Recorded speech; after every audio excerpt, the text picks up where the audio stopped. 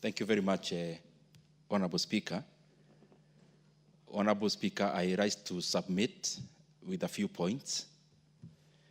One is to highlight the primacy of agriculture in our economy, Kenya, where over 70% of the rural population in Kenya is actually engaged in issues around agriculture. And our GDP, its highest weight is actually in agriculture, and especially when it comes to employment. Honorable Speaker, when you talk about pyrethrum, we talk even in generality to all the other crops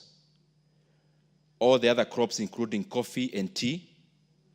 And I'm happy that with the registration that we continue to do even in this House, we continue to move away from what used to be there before, the bodies and especially marketing bodies that had been formed around pyrethrum, tea, coffee, and all the other crops, and especially immediately after independence, was more of extractive institutions other than institutions to add value to the farmers and the stakeholders. But we have continued to move away from that, Honorable Speaker, which is a very good thing and has been happening in this House, where registration is going towards more of aggregation, putting the produce together so that we set and we source best prices together, and especially for farmers. And in that respect, everyone earns. But, Honorable Speaker, we need to understand that the economies across the world, including Kenya and the other developing countries in the global south, and even the developed, has gone through stages and are going through stages. And the stage number one, which is usually basic, is agrarian. The second one is manufacturing.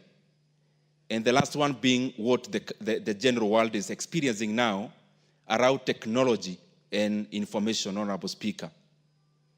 In one of the definitions of what constitutes a developed country, Honorable Speaker, it is actually a paradox. This sounds like a paradox, that in the definition of a developed country, one of the parameters is for the agri side of the business, of the economy, the primary side of the business, and especially agriculture, to be actually less than 10% of the entire GDP.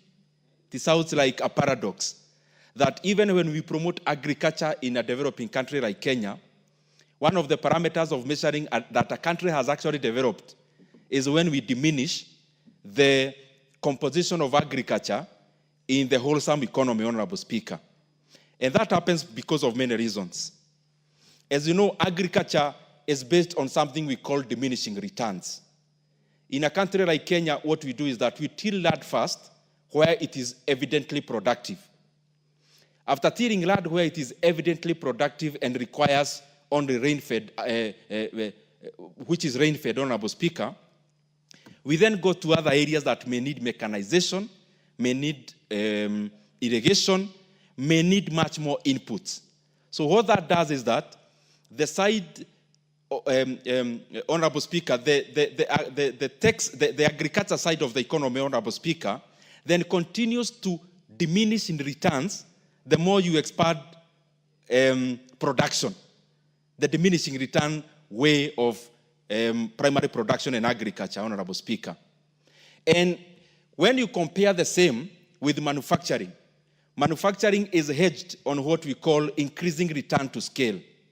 So that after you produce the first product, any other succeeding products are produced with much lower cost. And that is why most of the developed countries, Honorable Speaker, including a country like South Korea, a country like Japan, even the US and the UK, there is no economy anywhere in the world that became a developed country on the basis of agriculture. Agriculture has to always transition into manufacturing, Honorable Speaker, and for many reasons. Any business you do around agriculture is based on market prices, because the produce from agriculture has no differentiation. When you talk about a mango produced in Kenya or maize produced in Kenya, you can't differentiate those products from any other produced elsewhere. And therefore, the farmers and the producers are always the slaves of the market prices. And there is nothing you can do about it. Commodity prices are driven by market prices. But when you come to manufacturing, what economists do, you can have an economy producing cars, but differentiating that car from the other may actually be the basis at which prices are varied. And therefore, you can end up increasing whatever return you get from manufacturing of cars, Honorable Speaker, by just doing price differentiation. The second thing, Honorable Speaker, and I've talked about it earlier, when you engage in production that is based on increasing return, that by itself is a catalyst for you to produce more. And Honorable Speaker, therefore, what usually happens, there is a basis of mechanizing manufacturing in terms of increasing production, which also diminishes cost and also enlarges the return, by itself becomes or creates a virtuous cycle within the economy. But when you really engage so much in primary production, it creates a vicious cycle where you have to depend on seasons, you have to depend on the weather which you have no control over, you have to also depend on market prices, which you are actually made a price taker, not a price maker as a producer, which is not a very good thing. Lastly, Honorable Speaker, where the world is going, and we can only reprobe as Africa, we can only jump some of these processes, Honorable Speaker, because we are more or less an agrarian economy as Africa. We may have to leapfrog or jump a stage of manufacturing to now catch up with the other world, which is now currently in tech, and especially tech around big data and also AI. And Honorable Speaker, we have no choice other than to do that. Because yes, we need food security guaranteed through agriculture, but in terms of increasing productivity per person, you cannot increase productivity per person if you do not depart from primary production. And Honorable Speaker, just to put it into context, currently the composition of the Kenyan GDP, agriculture constitutes around 18%. Agriculture including fisheries and forestry, what we call primary production. Manufacturing, which also now includes logistics around manufacturing, constitutes just around 17%. 65% of our economy is actually service.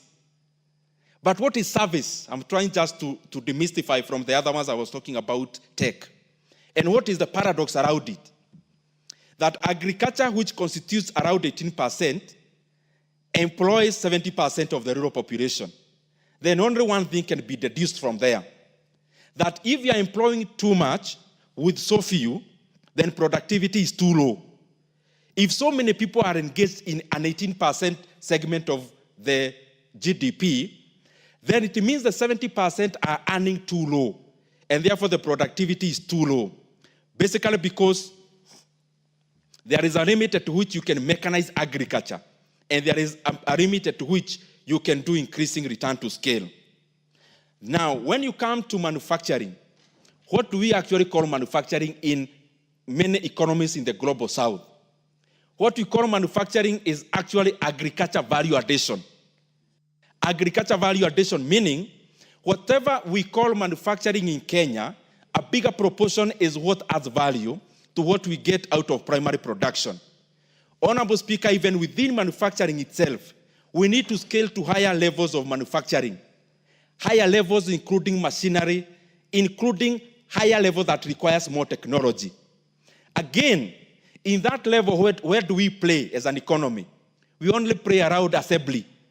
Many times you confuse manufacturing and assembly. When you have a vehicle being assembled in Kenya, that does not constitute and cannot pass as manufacturing, Honorable Speaker. Manufacturing should go into components. Whatever you are assembling, where are they coming from, Honorable Speaker? And also, going back to the same primary production, whatever you produce in primary production and you sell it in that form, what you actually do is you are exporting to, Honorable Speaker. When you produce minerals, when you produce fisheries resources, when you produce forestry resources, and when you produce agricultural resources in raw form, and then you hand them over through export to another economy, Honorable Speaker, you are handing over increasing returns, you are handing over more productive jobs, you are handing over taxes, which would have been derived if that was done around, Honorable Speaker, and therefore you are actually handing over what is more productive in the entire value chain, Honorable Speaker. So we need to also move, that is the point I wanted to make, that even beyond primary production and manufacturing, we need now to move on the side of tech, which could be found around mostly the service industry. So that even within the service industry, which is dominant in our economy, Honorable Speaker, we move from the low-paying service industry cadre. We now scale up to what has more productivity. Because whatever we call, Honorable Speaker, a service in Kenya is more in terms of hospitality, in terms of retail and wholesale, in terms of logistics, Honorable Speaker, transportation, and the rest. But, Honorable Speaker, if you look at the productivity there, because mechanization is low, productivity per person is also low. In a lump sum, Honorable Speaker, we need, even if we talk about agriculture, even if we talk about this bill, we also have to think about manufacturing, and also we have to think about the modern economy, which is now tech around big data and AI, but also without forgetting that manufacturing is the one that actually creates jobs in scale. If there was more time, Honorable Speaker, I would have given more points around even the inequalities that could be created by dominantly jumping into tech without engaging in manufacturing, but I leave that for the other members to also